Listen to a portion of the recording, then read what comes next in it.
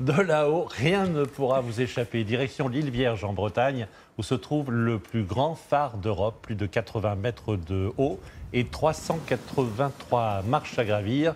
Le spectacle en vaut la peine. Dans le Finistère, on retrouve Julie Jeunemaître et Julien Desvielles. On se croirait dans une célèbre bande dessinée. Sur l'île Vierge, enveloppé dans la brume, il s'élève tel un géant de pierre. On ne résiste pas à l'envie d'y monter jusqu'au sommet. Donc là, on est un petit peu plus de 150 marches. Donc en tout, il y en a 383 à monter. À mi-chemin, la pause est presque obligatoire. Le temps de souffler, d'admirer ce tube qui semble interminable. Mais l'effort est récompensé.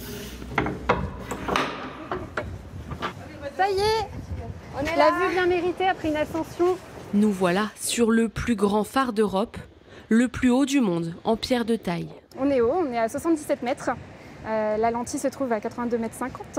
Donc ce qui vaut la place du plus haut phare d'Europe et le plus haut du monde en pierre de taille. C'est vertigineux, tout simplement. Le paysage est différent à chaque fois qu'on s'y rend.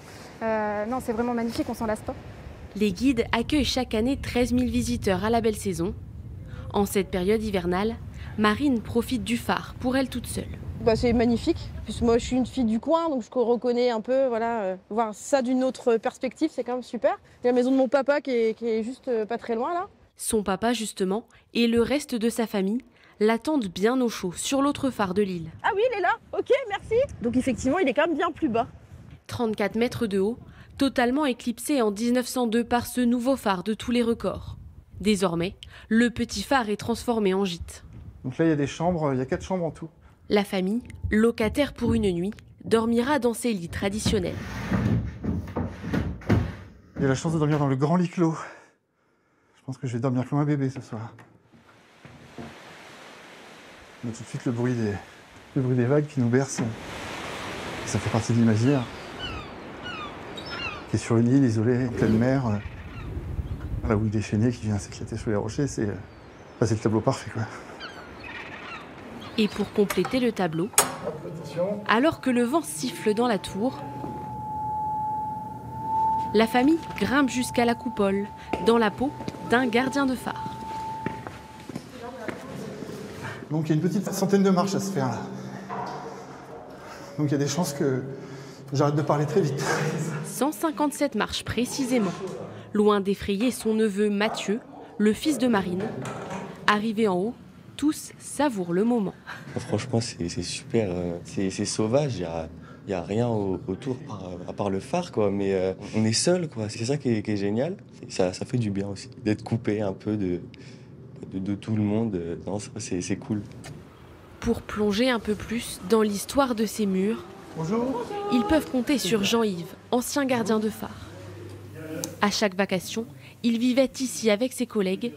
Ce gîte était leur maison. Tu avais une télé là, et tu avais un gros fauteuil ici devant, c'est là que tu faisais le quart. Et la table était dans l'autre sens ici. Cette pièce, nous l'avions filmée en 2008, lors d'un reportage sur le quotidien des gardiens. Nous voici ici en 97. À l'époque, ils s'inquiétaient de la disparition progressive de leur métier. C'est un journaliste japonais qui est venu à l'île Vierge pendant une grève. On reconnaît bien Jean Malgorn, on reconnaît Jean Prigent, Louis Magueur.